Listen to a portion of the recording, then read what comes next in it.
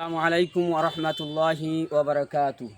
ওয়ালাইকুম আসসালাম রহমতুল্লাহি বারাকাত। প্রিয় দর্শক, আজকে এসেছি সেই কোয়াবেড়িয়া দক্ষিণপাড়া মাদিনা মসজিদের, যিনি রমজানুল মোবারক মাসের পেশ ইমাম হিসাবে খিদমত করেছেন, সেই আন্নাস আলী হাফেজ আন্নাস আলী শেখ এর বাড়িতে আগামীকাল তারাবির নামাজ সমাপ্ত হয়েছে। এই আন্নাস আলী খুবই গরিব ঘরের ছেলে।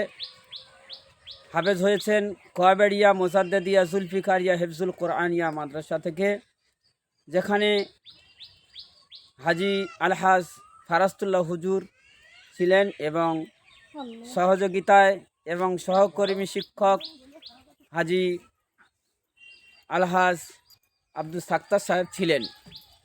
সেই মাদ্রাসা থেকে ফারগ হয়েই সাথে সাথে এই মসজিদের খিদমত অর্থাৎ পেশ ইমাম হিসাবে কাজ করেছেন। খতম তারাবির কাজ আগামীকাল অর্থাৎ 29টা তারাবিতে খতম শেষ হয়েছে এবং সেখান থেকে উপঢৌকন পেয়েছেন।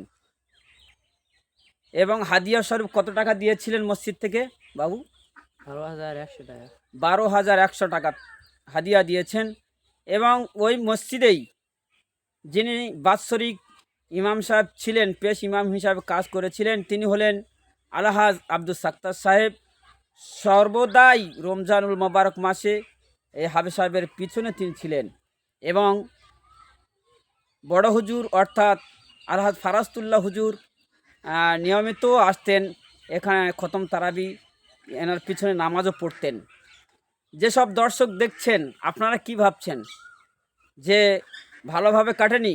না, একদম রমজানুল মোবারক মাসের প্রথম থেকে শেষ পর্যন্ত, কোরআনের প্রথম থেকেও শেষ পর্যন্ত কোনো হাফেজ সাহেব ত্রুটি ধরতে পারেনি।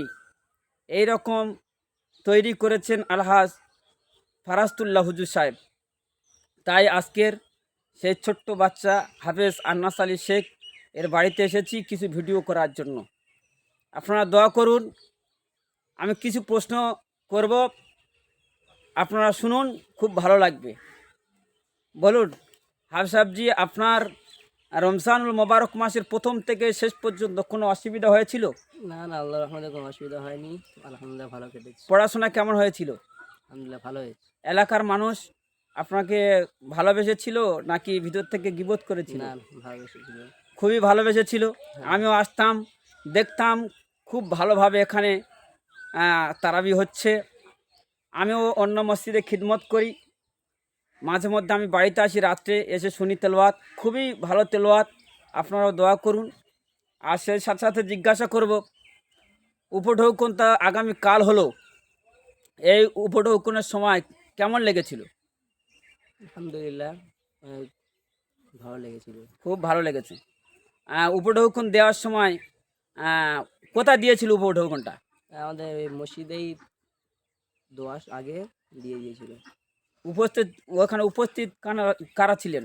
ওস্তাদগণরা ছিলেন, ওস্তাদ ছিলেন, পাহাড়িরা ছিলেন, অন্যান্য হাফেজ সাহেবরা, হ্যাঁ ছিলেন। অন্যান্য হাফেজ সাহেবরাও ছিলেন।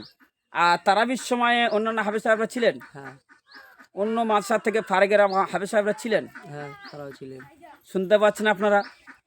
তাহলে অন্য মাদ্রাসা থেকে ফারেক এমন হাফেজ সাহেবও এই মসজিদে ছিলেন। আর নিজস্ব যে হাফেজ সাহেব থেকে ফারেক হয়েছেন সেই দুটো হাফেজ সাহেবও ছিলেন। তাহলে আপনারা বুঝতে পাচ্ছেন সেই ছোট্ট বাচ্চা আন্নাস আলী শেখ, তার বাড়িতে এসেছি এবং ফুলের মালা দিয়ে তাকে উপঢৌকন দেওয়া হচ্ছে। আপনারা দোয়া করুন। আর কেমন পড়া হয়েছে আমরা তার কণ্ঠ থেকে সেই পবিত্র কালাম, আল্লাহ তাআলা যে কালাম জিব্রাইল মারফতে রসুল পাক সাল্লাল্লাহু আলাইহি ওয়াসাল্লামের উপর অবতীর্ণ করেছিলেন, সেই 30 পারা কালাম এই ছোট্ট সিনার মধ্যে আছে। সেই সিনার থেকে, তার জবান থেকে আমরা পবিত্র কালামের আয়াত কিছু তেলাওয়াত শুনব। পেশ করুন। আসসালামু আলাইকুম রহমতুল্লাহি ওয়া বারাকাতুহু। أعوذ بالله من الشيطان الرجيم بسم الله الرحمن الرحيم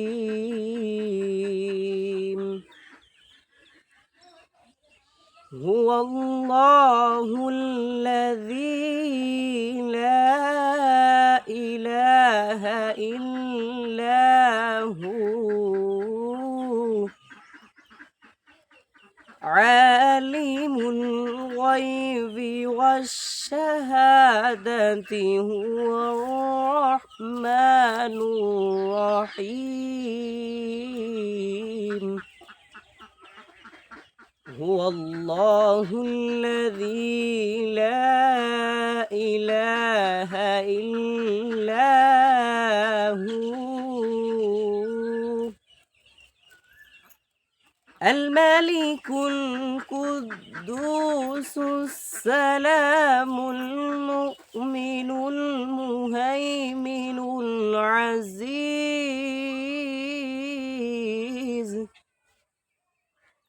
العزيز الجبار المتكبر سبحان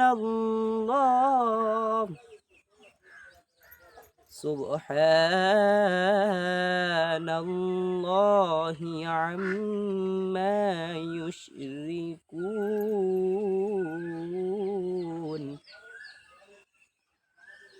هو الله الخالق البارئ المصور له الأسماء الحسنى يسبح له ما في السماوات والأرض وهو العزيز الحكيم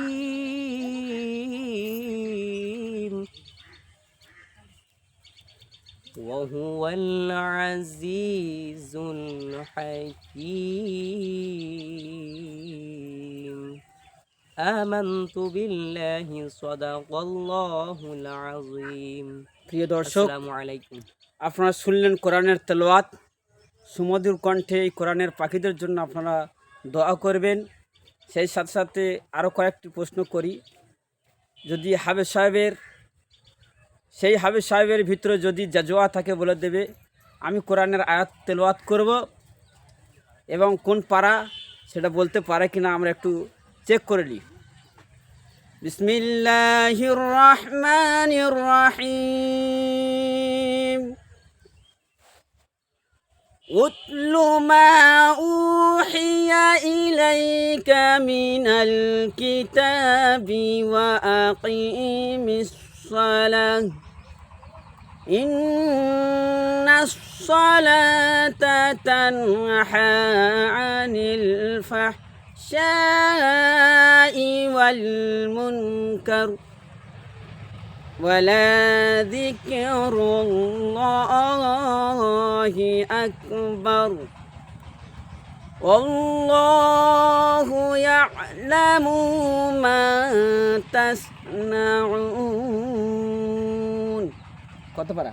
এটা হচ্ছে 21 পারার প্রথমে শুরু। 21 পারার প্রথম শুরু। যাই হোক, আলহামদুলিল্লাহ। আরেকটা তেলাওয়াত করি, বলতে পারে কিনা আপনারা দেখুন। বিসমিল্লাহির রহমানির রহিম قد سمع الله قول التي تجادلك في زوجها وتشتكي إلى الله والله يسمع تحبركما إن الله سميع بصير। এটা 28 পারার প্রথম। যাক, আলহামদুলিল্লাহ। আপনারা দেখছেন এবং শুনছেন, দোয়া করবেন সিনার ভিতরে কিছু আছে কিনা। যদি কেউ জানতে চান আপনারা আসুন, চেক করতে পারবেন। আর এই সব কোরআনের পাখিদের জন্য দোয়া করবেন যাতে করে এরা আরও উচ্চ মাকামে উচ্চ শিক্ষা শিক্ষিত হতে পারে। আপনারা এই দোয়া করুন। ওমা তৌফিকি ইল্লা বিল্লাহ।